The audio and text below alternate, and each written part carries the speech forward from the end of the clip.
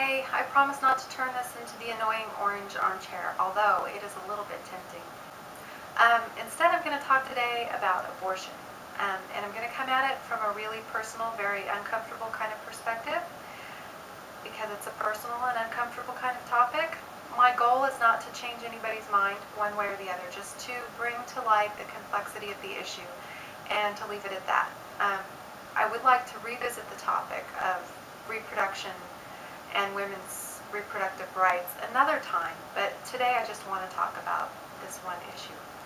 About 15 years ago, a year or so before Jasmine was born, I was pregnant. I was about 8 months along, and the baby stopped moving. I called my doctor's office. I didn't get to talk to the doctor. I talked with somebody else, and it was agreed that I should wait for my next wellness visit. By the time I got to the doctor's office for that visit, the baby had been dead for 3 days. Sent me off to the hospital in the big city to induce labor, and I gave birth to my dead son, who, if he had been born alive at 8 months along, would be alive today. That's called stillbirth, and if you lose your baby earlier in the pregnancy, it's called miscarriage. Emotionally, anywhere along that continuum, if you lose your child, it hurts.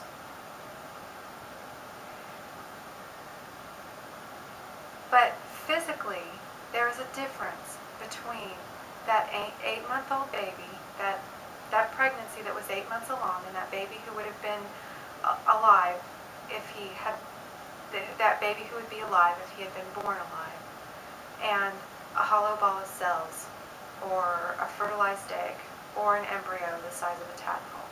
Physically, there's a difference. Not every woman who gets pregnant is capable of being a mother. Now, I know and I agree that adoption is a superior choice, but not every young woman who gets pregnant is capable of carrying her child to term in safety. Let's face it, this is a difficult and complicated world we live in, and reproduction is a difficult and complicated topic. And some young women are in situations where when it is found out that they are pregnant, those situations are going to become violent and difficult and awful, not just for her, but also for her unborn child. I'm not saying that abortion is the best way to handle the issue. It's obviously not the best way to handle the issue. But what I'm saying is, people who say that terminating a pregnancy is always evil, those people are wrong. And people who say that it's a woman's body and it's her right to choose regardless of the consequences to the fetus, those people are wrong too. It's a more complex issue than that. And you can't equate every fertilized egg to a human being.